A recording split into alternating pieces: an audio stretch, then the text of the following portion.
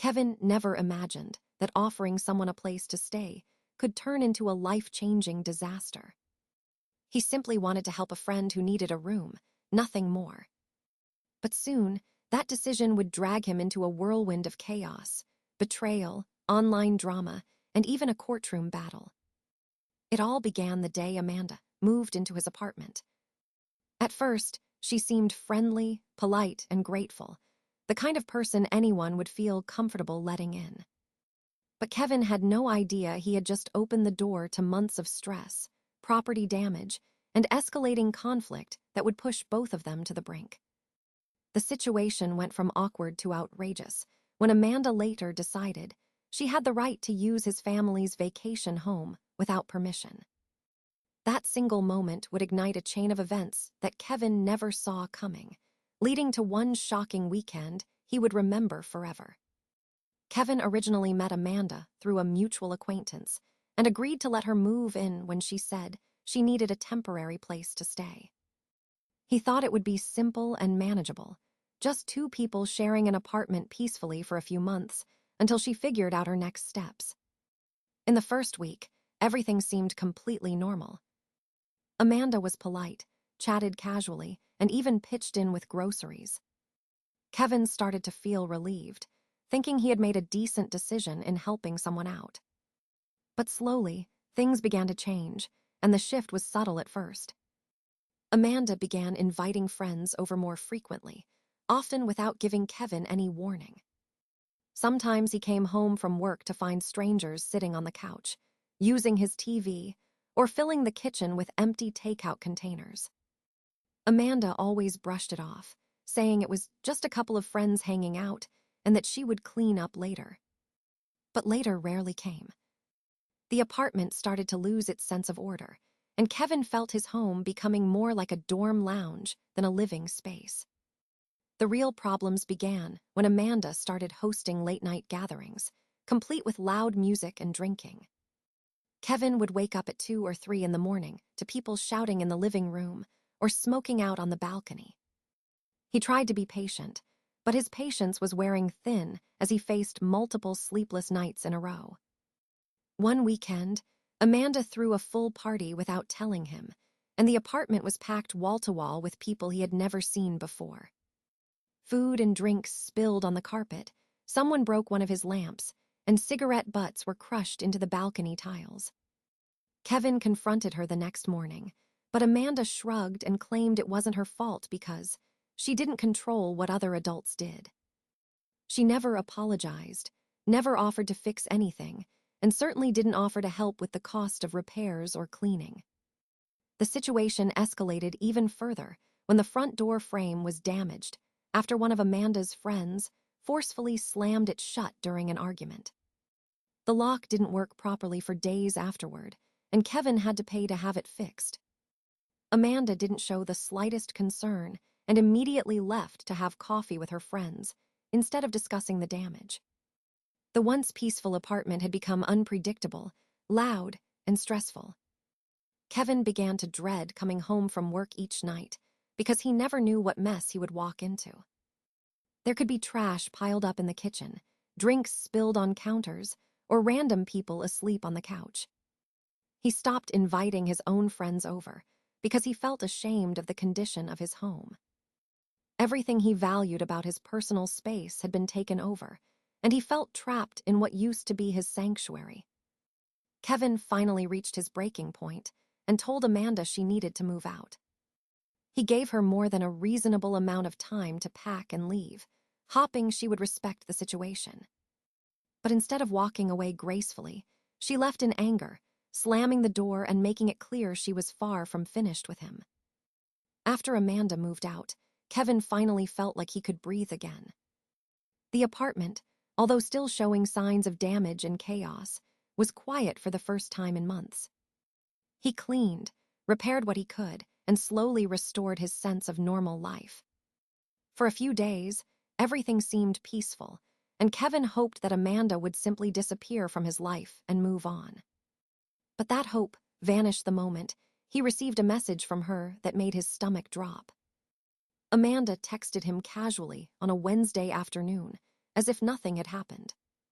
She told Kevin that she and a group of friends would be using his family's vacation home that weekend. She didn't ask.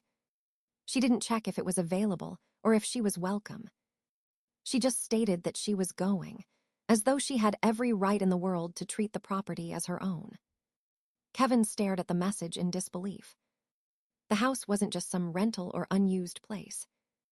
It belonged to his family, and his parents trusted him to take care of it. Amanda had been there once with him and some mutual friends, and now she seemed to think that visiting once gave her permanent access. Kevin read the message more than once, thinking maybe he misunderstood. But no, Amanda fully believed she was entitled to stay there. She even sent a follow-up message, explaining that she deserved the break after the stressful time she had been through. She implied that Kevin owed her something for asking her to move out, as if her previous behavior had been reasonable and he was the one who had done her wrong. Kevin didn't respond. He decided that nothing he could say would convince her otherwise, and arguing would only escalate things further. Instead, he quietly called the management office responsible for the vacation home. He explained the entire situation and asked them to change the access code to the gate and front door. They agreed, and within an hour, every entry code Amanda had ever used was invalid. Kevin thought that would be the end of it. She would arrive, realize she couldn't get in, and go home. But deep down, he felt uneasy, because Amanda was not someone who handled rejection gracefully. He had seen her escalate small inconveniences into dramatic confrontations before, and this was far more serious than a spilled drink or a broken lamp. The next day, the management office called him back and confirmed that Amanda had already phoned them. She tried to get the new access code by claiming she was a co-owner of the property. When that failed, she tried again under a different story, pretending to be a distant relative of Kevin. They declined both times and informed Kevin immediately, which only confirmed that Amanda had no intention of backing off. Kevin began to realize that Amanda wasn't just inconsiderate. She felt entitled. She believed the property was something she could use whenever she pleased, despite having no ownership, no permission, and no respect for Kevin's boundaries. What had started as a simple act of generosity months earlier had now turned into a surreal and uncomfortable situation that left Kevin preparing for the worst. That weekend, Kevin tried to focus on his own plans, hoping Amanda would finally give up and stay away. But his hopes were quickly dashed. Around mid-morning on Saturday, he received multiple calls and texts from Amanda, all filled with frustration and disbelief. She and a group of friends had driven to the vacation home, only to find themselves locked out. The gate code and door access she once knew no longer worked, and the management office refused to give her entry. Amanda called Kevin repeatedly, demanding that he fix this immediately, and insisting that she had a right to be there. Kevin didn't answer.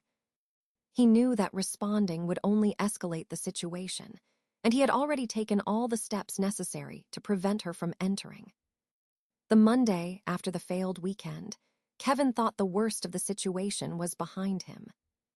He had secured the vacation home, ensured Amanda could not access it, and hoped she would finally move on. But that hope was shattered within hours. Amanda posted a TikTok video, tagging Kevin and claiming that he had been controlling, unreasonable, and even emotionally abusive. She portrayed herself as the victim, a person who had been unfairly denied access to a place she deserved to enjoy. The video quickly began to gain traction, attracting hundreds of comments and shares from strangers who sympathized with her story. Kevin watched in disbelief as the video spread across social media, turning a private dispute into a public spectacle. After the online drama settled, Kevin thought he could finally move on. But Amanda was far from finished. Within a week, the management office of the vacation home informed Kevin of new developments. Amanda had been calling repeatedly, this time using multiple identities to try and convince the staff to give her access. She pretended to be a distant relative, a friend of Kevin, and even someone from the management company itself. Her goal was clear: to bypass the new security measures and gain entry by any means necessary. The management office documented every call, recording her false statements and impersonations. What had seemed like frustration and entitlement now took on a much more serious tone: fraud. After the court ruling, Amanda's life began to unravel in ways she had never anticipated. The fraudulent calls and the dismissed lawsuit left a permanent mark on her record, making it difficult for her to gain trust in personal and professional circles. The management office continued to monitor her actions, aware of her past attempts to manipulate access and prevent future incidents. Amanda found herself constantly watched and questioned whenever she tried to interact with the vacation property or related services. Her reputation online had already been damaged after the TikTok incident, and the court case only cemented the perception that she was reckless and dishonest. With Amanda finally held accountable, Kevin could breathe freely again. The vacation home remained secure, and his family trusted him to manage it without fear of further disruptions. He welcomed a new roommate who was respectful, responsible, and considerate, restoring peace and normalcy to his apartment. Kevin could entertain friends again, relax at home, and enjoy his weekends without anxiety or stress. The ordeal also strengthened his sense of boundaries and reinforced the importance of documentation and proactive measures. He knew that generosity needed to be balanced with caution, and that clear rules were essential when opening his home to others. Kevin's reputation, once threatened by Amanda's lies online, was fully restored, and he regained the trust of his community and peers. Amanda, on the other hand, faced the full consequences of her actions. She lost friends, endured legal and financial penalties, and even suffered personal relationship setbacks. The chain of poor decisions left her isolated and forced to confront the long-term effects of entitlement and deceit.